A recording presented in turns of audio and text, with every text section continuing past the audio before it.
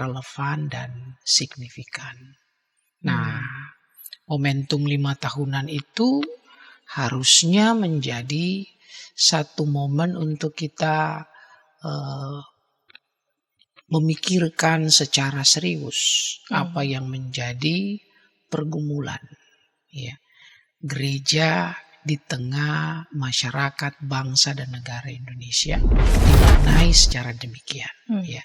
Jangan sampai kita itu hanya terjebak dalam gegap gempita pemilihan ya, siapa yang jadi ketum, siapa yang jadi sekum gitu ya. Itu tidak kalah penting juga ya. Tapi jangan sampai seluruh energi kita itu ditujukan hanya pada politik untuk memilih ya siapa yang menjadi pimpinan di PGI. Agenda-agenda apa yang menjadi agenda utama yang ini bisa dielaborasi ya dalam sidang raya sehingga dengan demikian gereja yang sebagai garam dan terang, komunitas eksemplaris itu makin hari itu makin progresif, makin hari makin terus maju begitu. Dan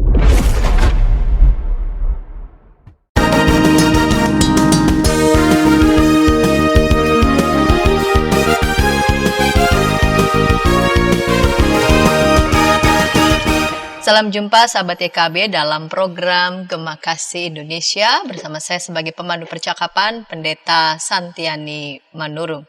Sahabat YKB, program Gema Kasih Indonesia ini diselenggarakan sebagai sarana bagi kita mempercakapkan perkembangan teologi ataupun pengajaran Kristiani dan beberapa isu yang tengah mengemuka di tengah masyarakat dan tentu saja melihatnya dalam perspektif iman Kristen. Pada episode kali ini kita membincang tentang sebuah topik yang menarik, hiduplah sebagai terang, dengan narasumber yang telah hadir di studio bersama dengan saya, Pendeta Dr. Hariman Andre Patianakota. Salam jumpa kembali Bapak Pendeta. Salam jumpa Pendeta Santi. Pendeta Dr. Hariman Patianakota ini dari Gereja Kristen Gereja Kristen Pasundan. Gereja Kristen Pasundan, Pendeta Universitas Kristen Maranatha Bandung. Topik kita tentang hiduplah sebagai terang, dan kita mempercakapkan topik hiduplah sebagai terang ini bertepatan dengan momen 5 tahunan yang sebentar lagi kita akan jelang bersama persidangan akbar persekutuan gereja-gereja di Indonesia yang sebentar lagi akan berlangsung di Tanah Toraja pada 8 sampai 13 November. Sebentar lagi.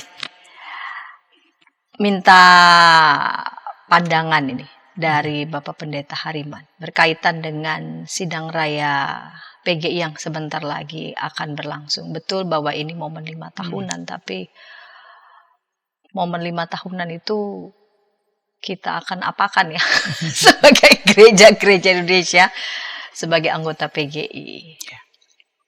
Iya, terima kasih Bu Pendeta Santi dan para sahabat semua.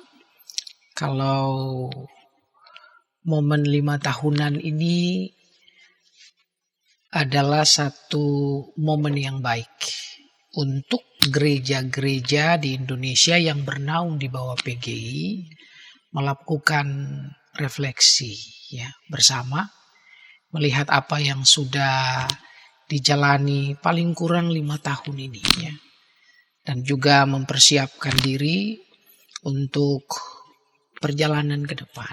Apa yang harus dilakukan oleh gereja-gereja di Indonesia supaya kehadiran gereja-gereja itu dirasakan ya, atau meminjam istilahnya Pak Eka Dharmaputra ya, menjadi relevan dan signifikan. Nah, momentum 5 tahunan itu harusnya menjadi satu momen untuk kita memikirkan secara serius apa yang menjadi pergumulan ya gereja di tengah masyarakat bangsa dan negara Indonesia, bahkan dunia internasional. Ya. Kita perlu melihat persoalan-persoalan yang muncul, kita perlu menelaahnya dengan kritis, lalu dari sana gereja-gereja mempersiapkan agenda. Ya. Agenda yang memang dia akan kerjakan paling kurang 5 tahun ke depan. Ya. Sebagai wujud dari kredendanya dia, ya. Pengakuan imannya dia dan sekaligus juga panggilan kebangsaan dari gereja di tengah-tengah masyarakat bangsa dan negara. Nah, momentum sidang raya ini harus dimaknai secara demikian, ya. Jangan sampai kita itu hanya terjebak dalam gegap gempita pemilihan, ya, siapa yang jadi ketum, siapa yang jadi sekum, gitu ya. Itu tidak kalah penting, penting juga ya. Tapi jangan sampai seluruh energi kita itu ditujukan hanya pada politik untuk memilih ya siapa yang menjadi pimpinan di PGI. Ya. Menarik tadi Bapak Pendeta sudah mengeksplisitkan kata relevan ya supaya gereja tetap relevan. Nah, topik kita pada hari ini kan pada episode kali ini hiduplah sebagai terang dan mengusung tema sidang raya hiduplah sebagai terang yang membuahkan kebaikan, keadilan dan kebenaran, itu yang menjadi tema. Bapak Pendeta bisa menolong kita untuk mencermati nih tema yang demikian bagus ini. Hal apa saja yang penting, yang bernas, yang mesti kita perhatikan. Dan tema ini diusung nih dalam sidang raya PGI yang sebentar lagi kita akan jelang. Hiduplah sebagai terang. Ya, ini satu ajakan instruksi ya supaya gereja di Indonesia kembali kepada jati dirinya ya. Kalau kita baca misalnya khotbah Yesus di bukit ya. Yesus katakan kamu adalah garam, kamu adalah terang ya.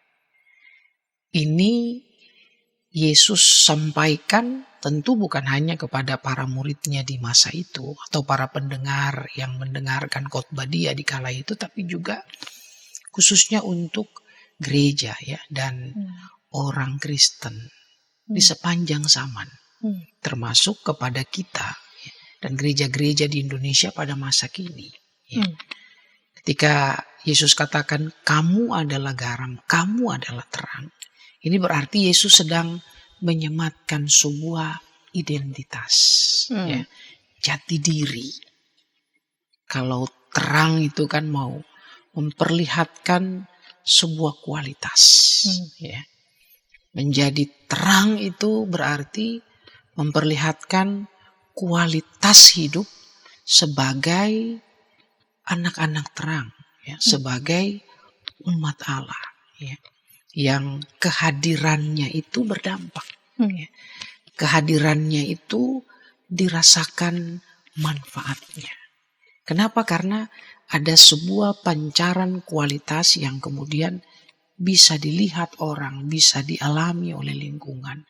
Nah, karena itu ketika sidang raya PGI mengusung tema hiduplah sebagai terang, ini satu instruksi untuk kita kembali kepada hakikat kita, jati diri kita sebagai gereja yang adalah umat Allah, ya, tubuh Kristus, ya, bait Roh Kudus yang hadir di tengah-tengah dunia.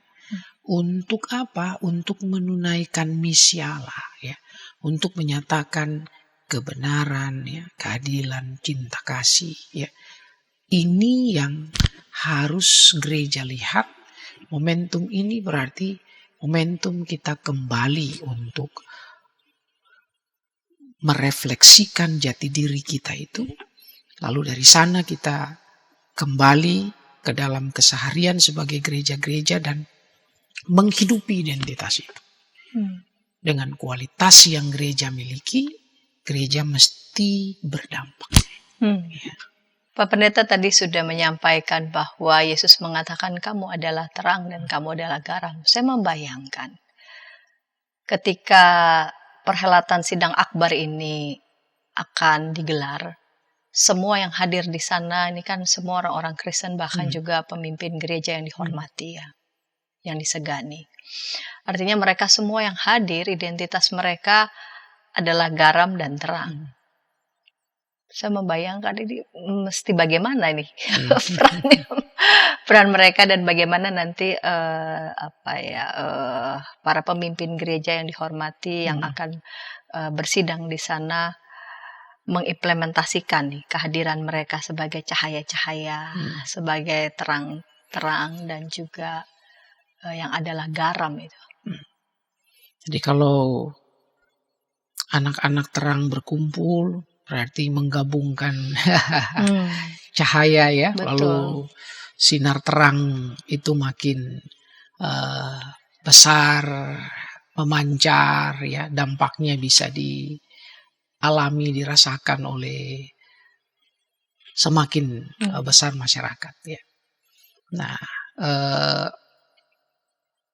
yang diharapkan sebenarnya ketika gereja-gereja ini serius ya, menggumuli siapa dirinya dan apa tugasnya di tengah-tengah kehidupan masyarakat, bangsa dan negara, maka seperti yang saya katakan tadi akan melahirkan agenda-agenda penting ya.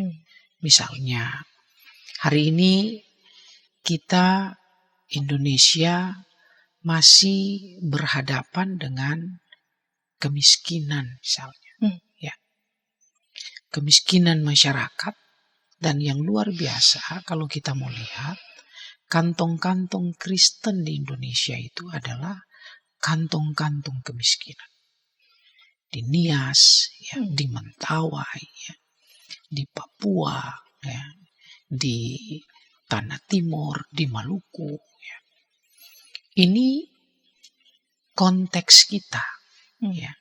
Kita diperhadapkan dengan situasi kemiskinan jemaat dan masyarakat.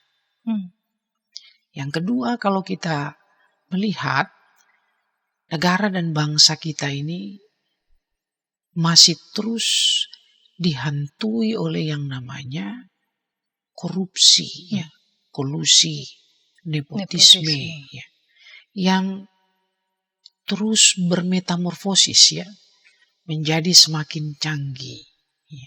Apalagi dengan memanfaatkan demokrasi. Ya. Kita melihat kalau dulu nepotisme, ya, sekarang politik dinasti, gitu ya. Ini kenyataan kita, ya, bahwa yang namanya korupsi, kolusi, nepotisme masih mengakar kuat di masyarakat, tapi juga menjadi mentalitas dari para elit kita, ya, para pemimpin kita. Bahkan mungkin juga terjadi dalam kehidupan gereja itu sendiri. Ya. Kita juga masih diperhadapkan ya dengan isu-isu seperti kesenjangan sosial, ya, pelanggaran HAM juga masih belum teratasi sampai hari ini, ya. Dan kita melihat juga lingkungan ya yang terus dieksploitasi sedemikian rupa ya, lalu membuat lingkungan hidup jadi terancam ya. Kalau kita lihat ada banyak sekali ya, banyak sekali persoalan-persoalan di tengah-tengah jemaat ya, masyarakat, bangsa dan negara kita. soal ekonomi, soal politik, ya budaya, ya macam-macam. Nah, dalam situasi seperti itu, ketika gereja-gereja di Indonesia berkumpul di Tanah Toraja, lalu merefleksikan hiduplah sebagai terang, maka di antara konteks yang tadi Pak Pendeta sudah sampaikan itu, di tengah segala tantangan itu, hiduplah sebagai terang. Disitulah gereja hidup sebagai terang. Ya. Dalam situasi masyarakat dan pemerintahan yang koruptif misalnya, ya, di situ gereja mesti hidup sebagai terang. Ya. Saya ingat Eka Dharma Putra memakai istilah komunitas eksemplaris. Oke, menarik ini. Pak Pendeta sudah menyebut nama Pendeta Eka Dharma Putra dan beliau pernah menyebut komunitas eksemplaris. Apa kaitannya dengan gereja hidup sebagai terang di tengah-tengah realitas, konteks, dan tantangan itu? Kita akan ulas segmen kedua, namun sebelumnya kita dengarkan pesan-pesan berikut ini.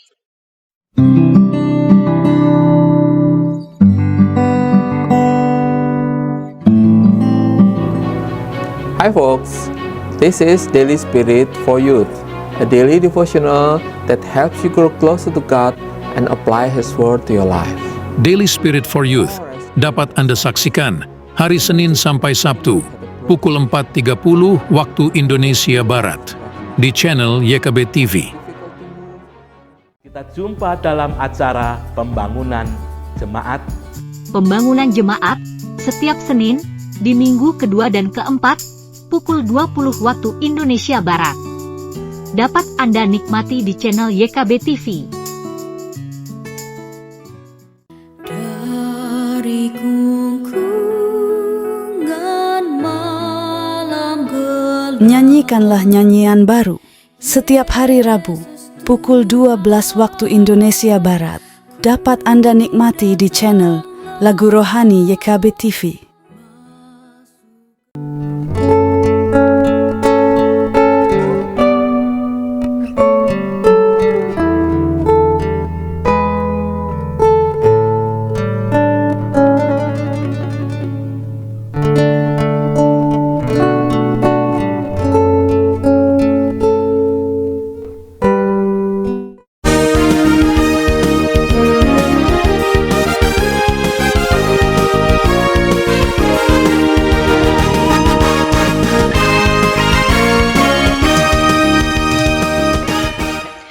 Sahabat YKB, senang masih bersama dengan kami dalam program Gema Kasih Indonesia. Pada episode kali ini kita membincang tentang hiduplah sebagai terang dengan narasumber Bapak Pendeta Dr. Hariman Patiana Kota, Pendeta Universitas Kristen Maranatha Bandung. Saya sebagai pemandu percakapan Pendeta Santiani Manurung mengajak sahabat dapat berinteraksi di kolom komentar yang sudah tersedia.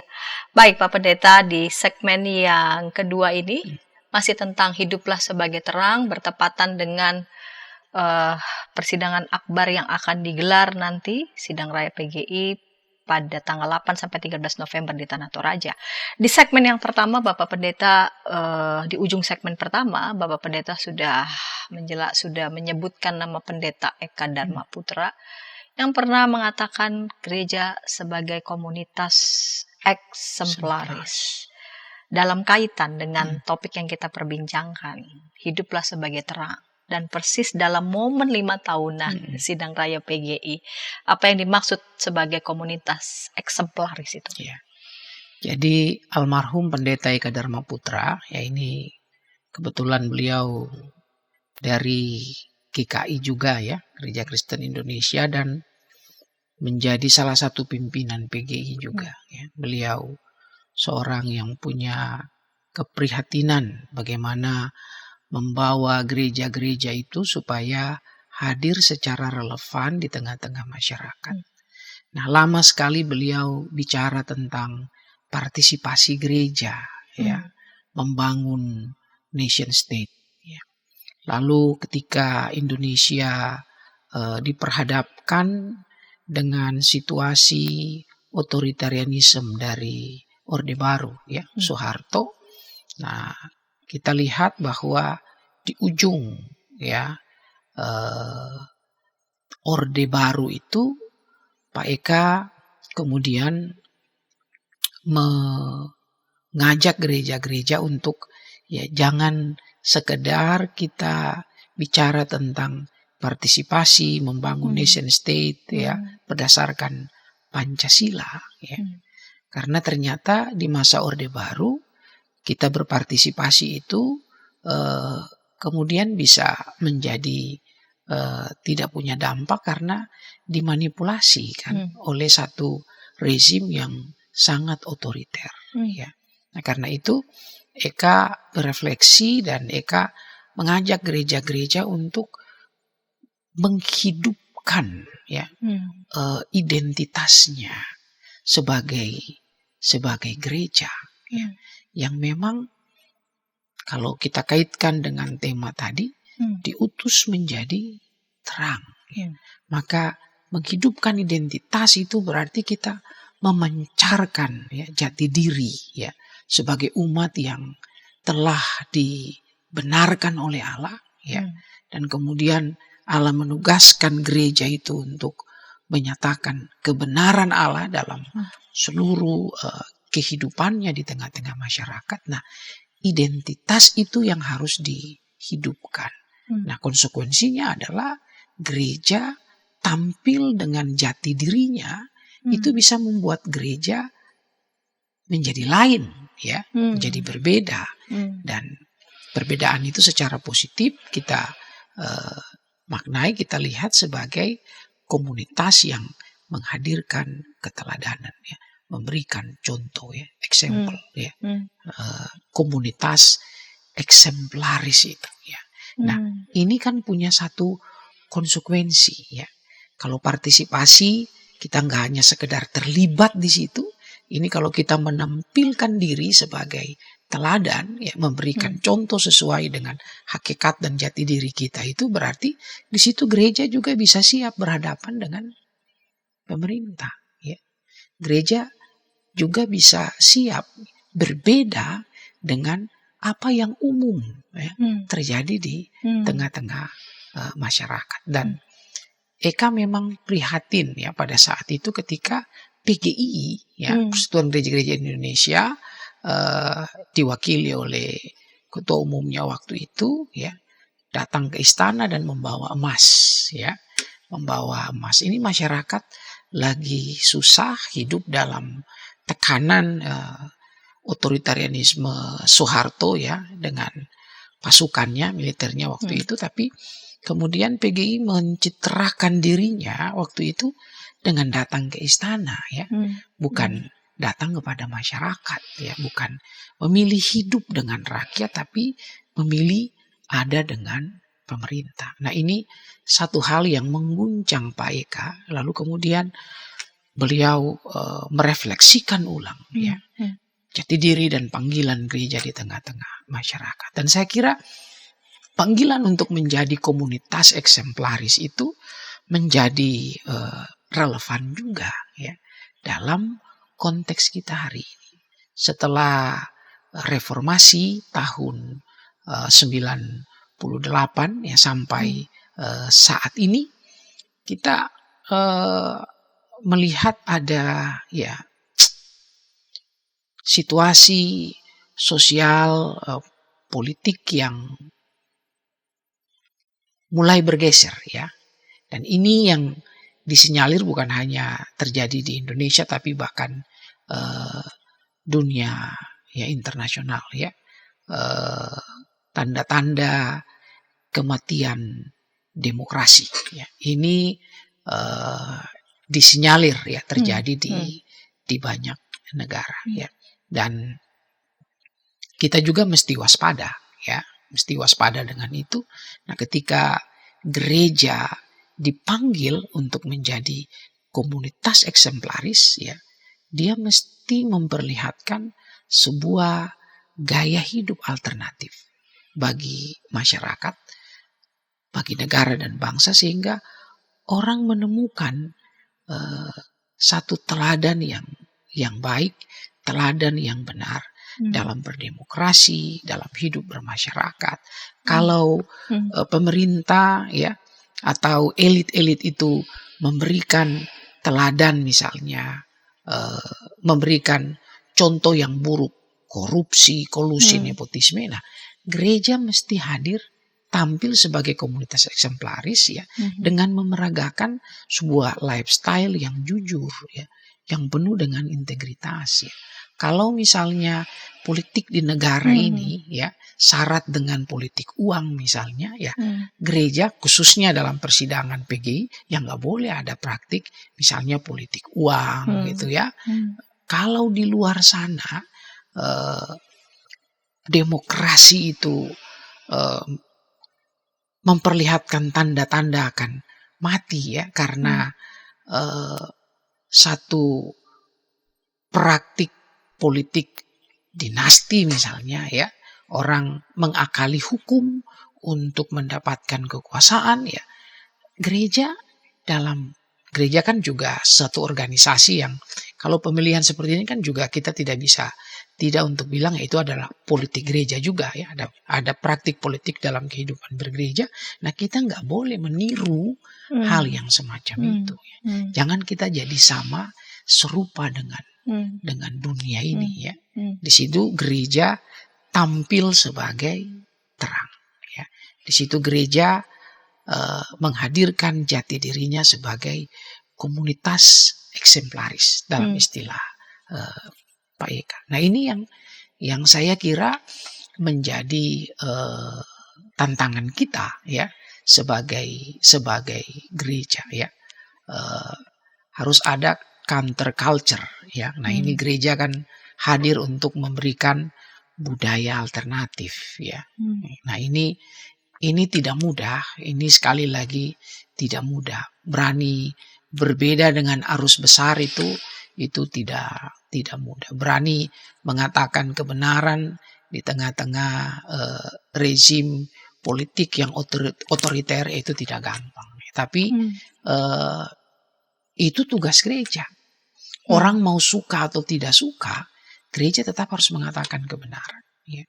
Orang mau suka tidak suka, gereja tetap harus memeragakan satu gaya hidup yang jujur, yang penuh dengan integritas. Ya. Karena disitulah gereja menjadi terang.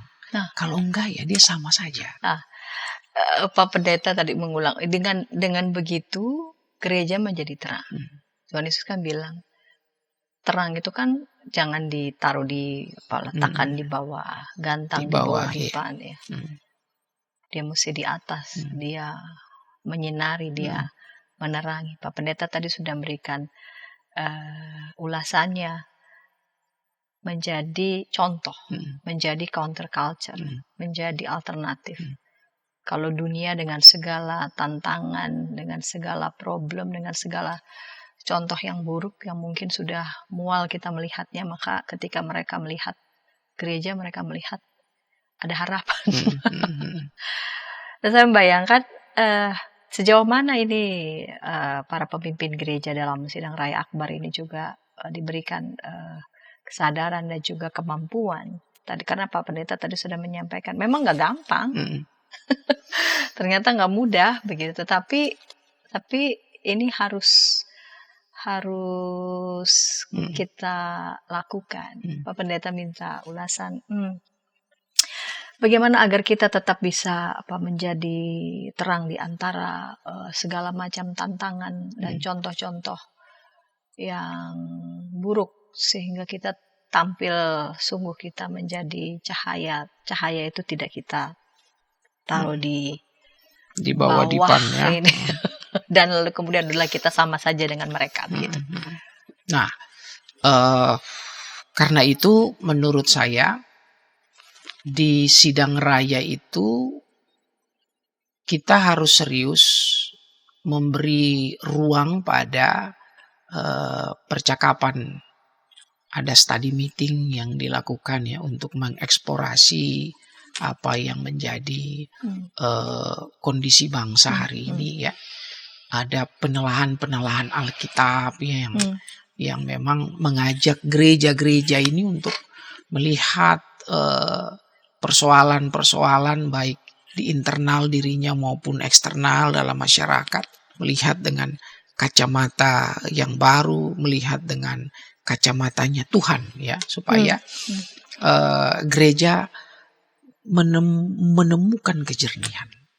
Bagaimana dia harus menyusun agenda, ya, menyusun agenda dalam pemberantasan korupsi, ya, dalam penegakan hukum, ya, menyusun agenda misalnya bagaimana memutus rantai kemiskinan. Nah, ini yang saya kira untuk itu gereja harus serius membuat pokok-pokok pikiran dan agenda-agenda yang utama. Misalnya dalam terlibat dalam proses membangun kesadaran masyarakat untuk pemberantasan korupsi, ya. Gereja mesti terlibat untuk bagaimana menjadi gereja yang ramah demokrasi, ya. Gereja mesti terlibat dalam agenda untuk pemutusan rantai kemiskinan, ya. Ini harus ada agenda-agenda konkret yang gereja-gereja putuskan dalam sidang raya di sana. Ya. Oke, Pak Pendeta. Jangan sampai hanya akan seremoni saja gitu ya, tapi itu harus dibahas dengan serius dan menjadi agenda. Biasanya PGI itu punya pokok-pokok panggilan bersama, ya, pokok-pokok panggilan bersama ini yang menjadi semacam misi untuk gereja-gereja Indonesia. Nah, pokok-pokok panggilan ini yang kemudian perlu dieksplor lebih eksplisit menjadi agenda-agenda, program-program yang harus bisa kita ukur, ini dieksekusi, ya, dimonitoring secara terus-menerus, ya, dan kita melihat 5 tahun ke depan paling tidak kontribusi gereja real untuk membangun jemaat dan masyarakat. Oke, Pak Pendeta, nanti minta penjelasan juga, kita akan ulas di sini di segmen ketiga. Tadi Pak Pendeta sudah mengatakan bahwa dalam persidangan tersebut, sidang raya tersebut, PGI mesti sungguh-sungguh serius ini dalam menguraikan pokok-pokok pemikiran, lalu kemudian agenda-agenda apa yang tepat, lalu kemudian yang sesuai, yang relevan, tadi Pak Pendeta juga sudah sampaikan, dan agenda-agenda apa yang menurut Pak Pendeta ini perlu disoroti, perlu diarus utamakan, lalu kemudian dituangkan menjadi program-program, sehingga dengan demikian gereja menjadi mitra yang setara, ya, mitra yang setara dengan pemerintah, agar program-program itu juga bisa dirasakan berkatnya. Kita akan ulas segmen ketiga, namun sebelumnya kita dengarkan pesan-pesan berikut ini.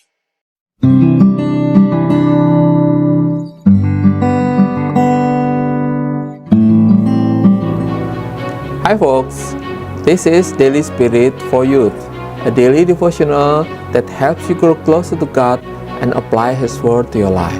Daily Spirit for Youth dapat Anda saksikan hari Senin sampai Sabtu pukul 4.30 waktu Indonesia Barat di channel YKB TV. Kita jumpa dalam acara pembangunan jemaat. Pembangunan jemaat setiap Senin di minggu kedua dan keempat pukul 20 waktu Indonesia Barat. Dapat Anda nikmati di channel YKB TV. Dari gungkungan malam gelap, Nyanyikanlah nyanyian baru setiap hari Rabu pukul 12 waktu Indonesia Barat. Dapat Anda nikmati di channel Lagu Rohani YKB TV.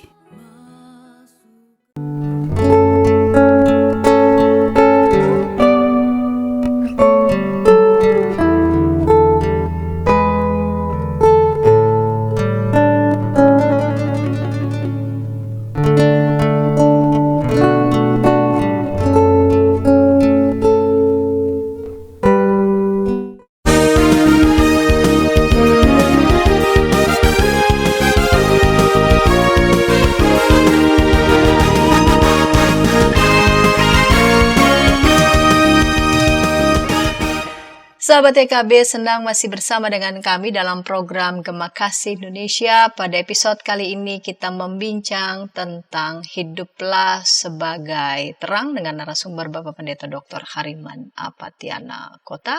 Saya sebagai pemandu percakapan, Pendeta Santiani Manurung mengajak sahabat dapat berinteraksi di kolom komentar yang sudah tersedia. Baik Pak Pendeta, kita lanjut di segmen ketiga ini, segmen penutup tentang hiduplah sebagai terang.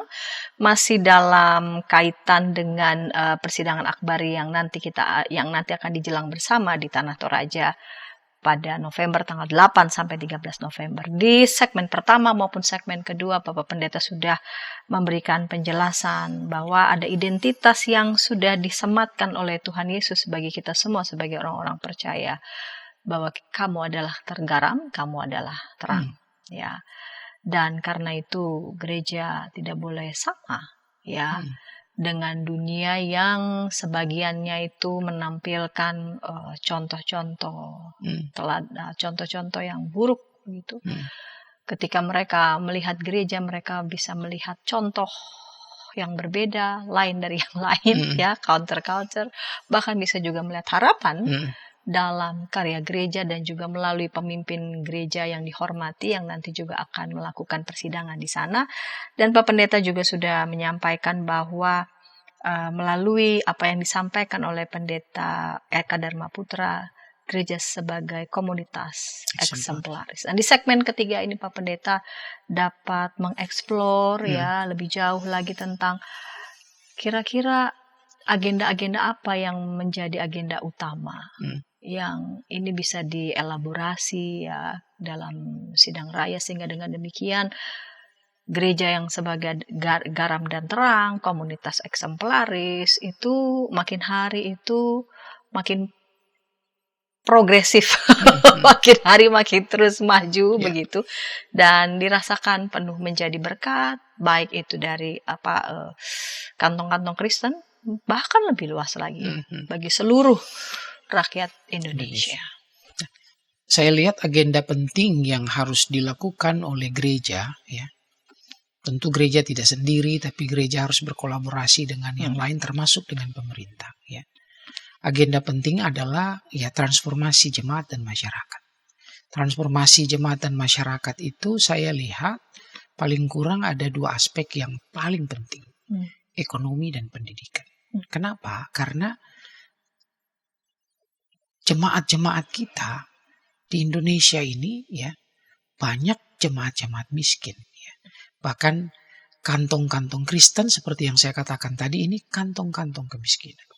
Maka proses pemberdayaan ekonomi mesti menjadi salah satu yang digumuli secara serius, ya. Jangan-jangan ada misalnya ya teologi-teologi tertentu yang selama ini menghambat kemajuan ekonomi, ya. Jangan-jangan ya, siapa tahu, karena kita masih suka dengar biar miskin di dunia yang penting mati masuk surga misalnya, ya. Ini kan pikiran-pikiran teologis yang menghambat ya transformasi ekonomi, ya. Atau gereja tidak boleh berbisnis, ya. Gereja ngurus sorga saja, ya, berdoa saja, yang bisnis itu hal yang duniawi, ya. Ini kan menghambat transformasi di bidang ekonomi. Nah, saya kira di sini gereja perlu melihat hambatan-hambatan semacam itu. Hambatan-hambatan dari pikiran-pikiran teologis kita coba transformasi. Tapi saya yakin bukan hanya pikiran-pikiran teologis yang menghambat. Mungkin ada keterbatasan modal, ya. Mungkin juga ada kurangnya skill, ya, kemampuan, etos kerja yang mungkin nggak terbangun. Nah, ini semua harus dilihat secara utuh, lalu kemudian gereja menjadikan pemberdayaan ekonomi itu sebagai prioritas. Nah, yang kedua pendidikan. Ya. Pendidikan ini menurut saya kan anak kunci emas untuk perubahan sebuah masyarakat. Ya memang harus ada pendidikan. Nah, kita lihat kantong-kantong kita, kantong-kantong Kristen di Indonesia. Ada nggak sekolah-sekolah Kristen yang bagus di sana? Ya, dari taman kanak-kanak sampai perguruan tinggi. Ya. Atau jangan-jangan sekolah-sekolah Kristen yang ada di kantong-kantong Kristen itu juga sedang bergumul, ya, antara hidup hidup dan mati ya. Hidup segan, mati tak mau ya, karena mungkin mereka punya keterbatasan secara finansial, keterbatasan secara SDM. Nah, ini yang harus dilihat secara serius ya. Agenda-agenda semacam ini yang harus kita susun, bagaimana membuat supaya lembaga-lembaga pendidikan kita itu maju ya. Lalu SDM-SDM yang ada di kantong-kantong Kristen yang miskin itu bisa kita tingkatkan ya, supaya dengan SDM yang mumpuni mereka bisa membangun daerahnya, bisa membangun Indonesia. Ini yang harus saya kira menjadi visi kita ya, menjadi misi kita. Agenda itu harus segera dibuat, dan saya tahu misalnya PGI mungkin juga sudah berupaya, tapi saya kira momentum di Toraja ini harus menjadi momentum bersama seluruh gereja ya, untuk melihat ya situasi ketidakmajuan pendidikan di kantong-kantong Kristen itu sebagai pelecut untuk kita maju bersama, berkolaborasi, mengembangkan pendidikan di sana ya. Kalau kita lihat kan perguruan-perguruan tinggi yang Kristen yang agak bagus itu kan adanya di Pulau Jawa ya. Saya kebetulan di Universitas Kristen Maranatha ya, itu masih masuk jajaran universitas swasta yang terbaik di Indonesia. Ada UKDW, ada UKSW, ya ada UK Petra ya. Ini kampus-kampus yang baik, ada UKI di Jakarta dan seterusnya. Tapi bagaimana supaya kampus-kampus ini juga bisa menolong ya anak-anak yang di daerah ya. Bagaimana supaya anak-anak di daerah ini juga punya akses ya untuk mendapatkan pendidikan yang baik di kampus-kampus ini ya. Bisa saja kampus-kampus ini membuka di daerah-daerah sana ya, kampus yang baru, atau juga anak-anak dari daerah mendapatkan akses untuk masuk di kampus-kampus ini ya. Tapi dalam pengalaman saya misalnya di Maranatha, Maranatha itu memberikan beasiswa misalnya ya untuk anak-anak misalnya dari Indonesia Timur ya, dari Nias, dari Mentawai. Tapi problemnya adalah bagaimana living cost mereka ya, hidup sehari-hari mereka ini kan jadi sulit ya. Kampus nggak bisa menanggung itu semua karena juga punya keterbatasan ya. Nah, saya kira living cost itu yang harusnya bisa ditanggulangi oleh gereja-gereja gitu ya. Nah, disinilah saya kira wujud konkret yang kita sebut sebagai oikumene in action. Ya, ini kan sudah lama kan PGI juga suarakan ya. Kalau kita mau membangun hidup berekumene, bukan hanya dalam doa-doa atau apalagi hanya ditulis dalam di atas kertas ya, tapi harus menjadi aksi ya. Aksi yang memberdayakan masyarakat, aksi yang mencerdaskan umat ya. Dan saya kira ini salah satunya ya. Saya bayangkan misalnya ya, kalau universitas-universitas Kristen yang bagus-bagus di Pulau Jawa ini punya komitmen misalnya setiap tahun misalnya, oke, kayak Maranatha kami komit ada 50 mahasiswa ya, UKDW, UKS, UK Petra semua ya. Kita punya komitmen yang sama, UPH kita punya komitmen yang sama. Living cost-nya ya gereja-gereja terdekat, sinode-sinode gereja terdekat di situ ikut membantu ya.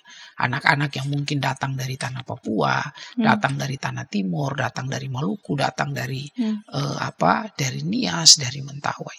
Nah, kalau kita bisa lakukan ini kan sesuatu yang keren. Nah, karena itu sinode-sinode gereja yang datang, ya dia juga harus punya program yang keren. Misalnya kan mendorong jemaat-jemaat, satu jemaat 1 sarjana misalnya, atau 1 jemaat 10 sarjana. Yang paling kuat ya dia bisa gerakan lebih banyak lagi, 1 jemaat 10, 20, 30 sarjana ya. Kita kolaborasi ya dengan kampus-kampus Kristen ini supaya terjadi percepatan pembangunan sumber daya manusia di daerah-daerah itu. Lalu kalau sumber daya manusianya sudah bagus, ya pasti daerah itu akan maju, daerah itu akan berkembang. Dan disitulah saya kira kontribusi gereja ya untuk turut menciptakan manusia-manusia yang berkarakter, manusia-manusia yang cerdas, punya ilmu, punya skill. Ya, kontribusi gereja ya melalui perguruan-perguruan tinggi Kristen ini. Nah, disitulah saya kira di sidang raya di Toraja hal ini harus dibahas ya, dan gereja-gereja mesti mengambil komitmen untuk itu. untuk pemberdayaan ekonomi jemaat dan masyarakat ya, untuk peningkatan pendidikan ya, sumber daya manusia. Saya kira kalau dua hal ini saja kita gumuli dengan serius, kita agendakan 5 tahun ke depan. Oh, ini hasilnya akan kerasa. Tadi Pak Pendeta sudah menyebut oikumene in action gitu ya. Berarti seluruh anggota PGI, gereja-gereja anggota PGI membuat program, entah itu pendidikan maupun juga pemberdayaan ekonomi, karena begitu banyak ya gereja-gereja tertentu yang memang mengalami keterbatasan di kantong-kantong Kristen yang memang banyak yang miskin. Mereka sumber daya alam banyak, tapi bingung ini mau dipasarkannya di mana, kemana, begitu ya. Sumber daya alam banyak, lalu kemudian dalam waktu cepat sudah langsung membusuk. Ini bagaimana harus diapakan begitu? Nah, ini yang saya kira harus menjadi keprihatinan dari PGI, sinode-sinode gereja yang punya basis di sana ya, jemaat-jemaat. Nah, ini kan harus dibangun ya. Mentalitasnya dibangun, pasarnya juga dibangun. Nah, untuk itu kan gereja nggak bisa sendiri ya. Gereja bisa menggandeng para pengusaha ya. Bisa dimulai dari para pengusaha-pengusaha Kristen ya. Bisa menggandeng pemerintah, karena pemerintah yang punya regulasi, pemerintah juga bisa membangun pasar dan seterusnya. Ini harus ada kolaborasi. Spiritnya harus kolaborasi. Suka tidak suka, mau tidak mau. Kita harus melakukan itu ya. Dan gereja-gereja yang kuat SDM-nya, ya finansialnya, ya sudah sewajarnya mengambil peran, mengambil tanggung jawab untuk membantu ya, gereja-gereja yang kurang, gereja-gereja yang lemah ya. Nah, ini yang harus dibangun ya. Ini yang harus jadi komitmen bersama, dan itu dideklarasikan, kemudian diagendakan ya, dilakukan secara kontinu. Ini yang saya pikir menjadi penting supaya ajang 5 tahun itu